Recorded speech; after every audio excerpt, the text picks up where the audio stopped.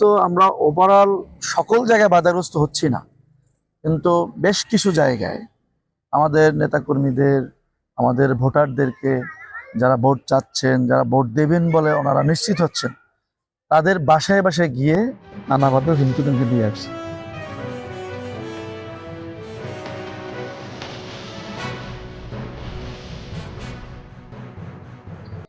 আসসালামু আলাইকুম। আমি এসেছি মেহেন্দিগঞ্জে। মেহেন্দিগঞ্জ বরিশাল ৪ আসনে হিজলা এবং মেহেন্দিগঞ্জ দুটি থানাকে একই সাথে এই আসনটি তৈরি হয়েছে। এই আসনে আমরা এটাকে ছোট্ট ছোট্ট দ্বীপ নিয়ে এই এই আসনটি তৈরি হয়েছে। এটা একেবারে প্রত্যন্ত নদীমাতৃক একটি জায়গা এবং এখানে সবসময় মানুষ চলাচল করে নৌপথে এবং দুর্গম একটা এলাকা। দক্ষিণ অঞ্চলের যে দুর্গম এলাকা বলতে যা বোঝায় সেটা হচ্ছে মেহেন্দিগঞ্জ এবং হিজলা। আমরা এই মুহূর্তে রয়েছি মেহেন্দিগঞ্জে। এখানে রাজনৈতিক দলগুলোর মধ্যে একটি সম্প্রীতির অবস্থা রয়েছে কিনা এই বিষয়ে আমরা দেখার জন্য এসেছি। আমরা জেনেছি যে এখানে জামাত ইসলামের আমির গতকাল এখানে জনসভায় এসেছিলেন এবং সেই জনসভায় বিভিন্ন রকমের অন্য একটি দল বাধাগ্রস্ত করেছে এরকম শব্দ আমরা শুনেছিলাম। এমন কিছু কাজ করেছে সেই বিষয়গুলো আমরা এখানকার যে দায়িত্বে রয়েছেন এমন একজন ব্যক্তির সাথে আমি একটু কথা বলতে চাই। প্লিজ ভাই, আপনি যদি একটু আসেন। আমি আপনার নামটা বলে একটু যদি কথা বলতে বলেন, আপনার নামের পরিচয়টা একটু দেন। আসসালামু আলাইকুম রহমতুল্লাহ। আমি অ্যাডভোকেট জহিরুদ্দিন আমিন। আমি জেলা জামাতের কর্মপরিষদ সদস্য এবং এই আসন কমিটির পরিচালক। আমরা এখানে আমি যেটা আপনাকে প্রশ্ন করতে চাচ্ছি, বরিশালে যে এই আসনটির মধ্যে এই অঞ্চলটা আপনার কাছে মানে কিরকম, মানে যদি আমরা সারা বাংলাদেশের হিসাব করি সেই হিসাবে এই অঞ্চলটা কেমন অঞ্চল অপ্রত যদি বলেন। জি জি আলহামদুলিল্লাহ, আমাদের এই অঞ্চলের মানুষ সবসময় ইসলাম প্রিয়, ইসলামকে তারা ভালোবাসেন। বাংলাদেশের দুর্গম জায়গা থেকে কিরকম প্রতীক, সেই হিসাবে দাঁড়িপাল্লাকে মানুষ সমর্থন করে এবং বিপুল ভোটের ব্যবধানে বিজয়ী হবে ইনশাল্লাহ। আর দুর্গম এলাকাগুলোতে আমাদের প্রত্যন্ত অঞ্চল হওয়ার কারণে এখানে যারা একটু পেশি শক্তিকে সম্পৃক্ত, তারা আমাদের বিভিন্ন ভোটারদেরকে নানাভাবেই হুমকি দিচ্ছে, কেন্দ্রে যেতে দিবে না এবং যাওয়ার ক্ষেত্রেও তারা কারো কারো কোনো কোনো কোথাও কোথাও ক্ষেত্রে গিয়ে বলতেছে যে যদি ধানের শীষে ভোট দেন বা অন্য কোনো দাঁড়িপাল্লায় ভোট দিতে গেলে কেন্দ্রে যাওয়া যাবে না, এছাড়া যদি অন্য কোনো ভোট দেন আপনাকে কেন্দ্রে যেতে দেওয়া হবে। আপনাকে একটু গতকালকে প্রোগ্রামটা দিয়ে শুরু করি। গতকালকে প্রোগ্রাম হয়েছে এখানে, আপনাদের জামাতে আমির এসেছিলেন। উনি যে প্রোগ্রামে এসেছেন এই প্রোগ্রামটা কতটা আপনারা মানে স্বতঃস্ফূর্ত করতে পেরেছিলেন?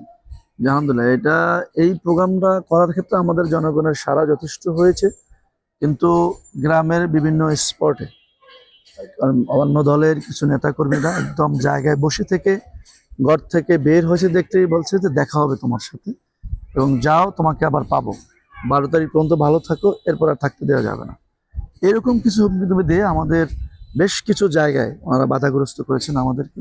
ইভেন আপনারা প্রোগ্রামটা আপনার কি স্বতঃস্ফূর্ত বলে আপনি মনে করছেন, বা আপনারা কি মানে প্রোগ্রামটা কতটা সাকসেসফুল হয়েছে বলে? আলহামদুলিল্লাহ, আমরা প্রোগ্রামটা যথেষ্ট সাকসেসফুল হয়েছে বলে আমরা মনে করছি। মাঠ কানায় কানায় পরিপূর্ণ ছিল, ইভেন বাজারের এই রোডগুলো তো রোড ভর্তি মানুষজন ছিল, আমরা মাঠে জায়গা দিতে পারি না।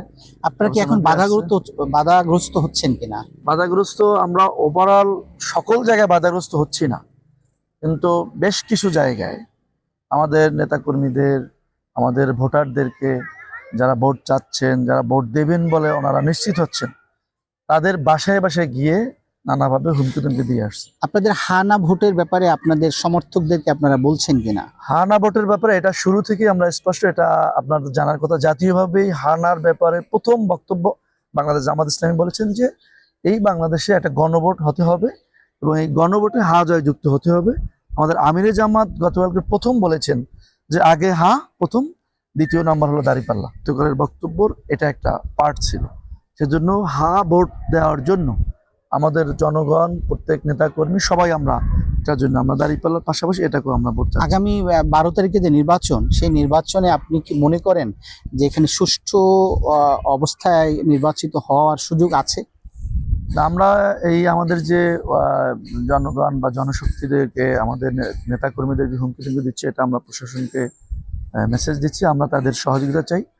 যদি আমরা নির্ভয়ে ভোট কেন্দ্রে আসার মতো অবস্থা তৈরি হয়, তাহলে বিপুল ভোটের ব্যবধানে দাঁড়িপাল্লার প্রতীকের প্রার্থী আব্দুল জব্বার ভাই বিজয়ী হবেন ইনশাআল্লাহ।